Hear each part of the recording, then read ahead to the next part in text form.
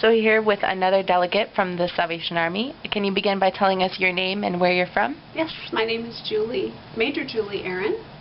I live in Chicago, Illinois. I work with the Salvation Army. I'm in the Adult Rehabilitation Program.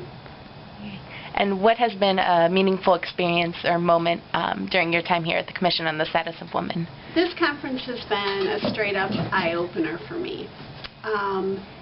I questioned a little bit my involvement in terms of being appointed here and what I needed to get from this conference. I work in a men's program, but have been an advocate for women over the last 5 years, and I really came wanting to learn, wanting to see, wanting to experience as much as I could about what's going on in the world in terms of human trafficking and what we're doing globally on a global front.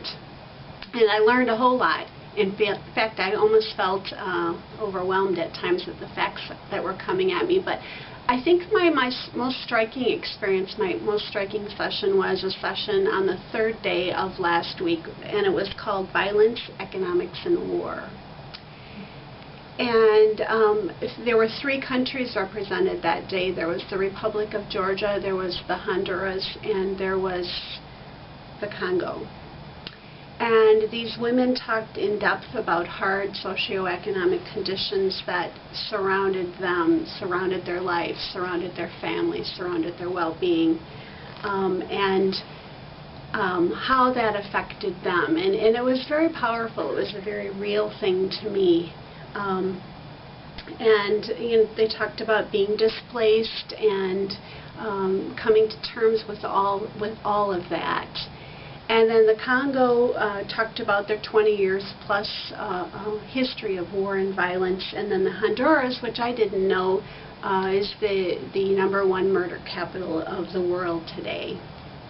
And so after hearing all this, after thinking, absorbing, knowing what's going on in my world, they simply talked about how women could be involved in this seemingly huge problem. And they kept saying that women need to be more politically empowered. They need to speak up more. They need to be more up in the front. And they stressed over and over again, not in just the cleaning up process, but in being involved in decision making, being involved in making the policies that fuel everything.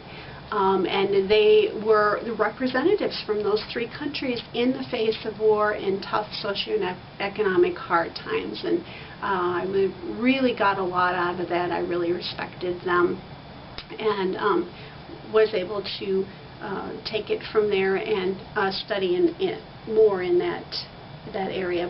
And then another one I think that all of the Salvationists really enjoyed were the 2 men's groups that we went to that talked a lot about transforming gender roles, how that affects men seeing women, women seeing men.